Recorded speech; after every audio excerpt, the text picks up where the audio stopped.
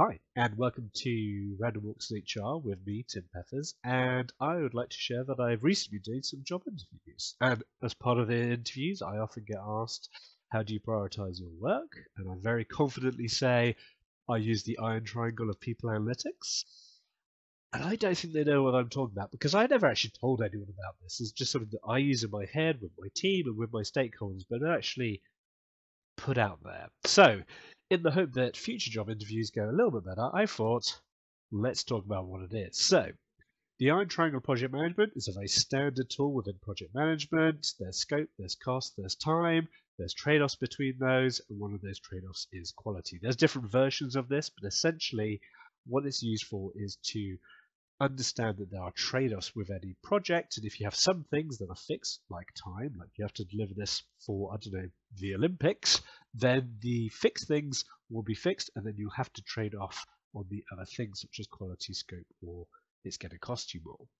So, people analytics, we tend not to be able to control our own costs. Maybe a head of a team or a manager might be able to control what resource they allocate, but again, those costs tend to be fixed. So therefore, in my head, the Iron Triangle People Analytics looks like this. So we have scale, we have quality, and we have speed. Now, I'll talk through those different parts in more depth. So scale, pretty obvious. What can we do in terms of scale? Well, there's more data we can use. Is this just data that we already have in our dashboards, our HRIS? We bring in engagement data, we bring external data. Do we have to tap into new data sources? Do we need to activate Microsoft Viva and get email metadata from the system and so on? So the breadth of data that we use is one of those trade-offs. Same as population, right? There's obviously different areas of business often in different systems, but also there's different legal, different data privacy agreements with different populations, different regions of the world, different countries. So again, that might be a trade-off if we want to reduce the scale. And then there's products as well. Like, are we productizing this? Is this just a one-off piece of analysis, or actually we do kind of, a recurring report? In which case, we kind of need to create a pipeline and productize this, bring it into dashboards, whatever it is. But also, what is the outcome here? Is it an email? Is it a PowerPoint presentation? Is it a full-on Power BI dashboard? What is the product that we are wanting to deliver? Now, in terms of quality, there's techniques. Now, usually techniques aren't that difficult or different in time to use, but actually the more techniques you want utilized within a project will add more time, more resource. Okay, so are you just doing, I don't know, looking at turnover and doing survival analysis? Okay, that's one technique. But if you also want to do a predictive model to understand the drivers, that's another one. If you want to bring in external insights, that's another thing. Then if we want to bring in, I don't know, academic research or what's happening at the moment or behavioral insights. So these are all different techniques and different products that we're bringing into the project that's going to improve the quality, but obviously that is something that might be a trade-off. Control is a really important one. I'm very passionate about this, right? We can just do some analysis around, I don't know, male and female levers, and we can just say, here's the average turnover for males, average turnover for females, but really there's lots of other confounding variables that might be influencing that, right? We expect different turnover levels in tenure, in seniority, what kind of role design, where are they working, right? There might be more demand for IT people than there are for HR people or whatever. So we've really got to think about controlling for variables, controlling for populations, controlling for those confounding variables. So if we want to produce high quality work, we need to think about control. We also want to think about the quality of the outputs, right? What are we delivering? Am I just emailing you with some stats and you need the data, but does the data need to be like malleable and readable for a non-technical person?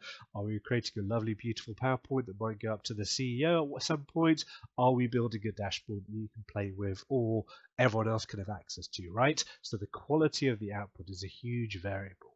Now, speed is pretty obvious. The more you want, the better you want it, the more time it's going to take, or we can give you something rubbish now, right?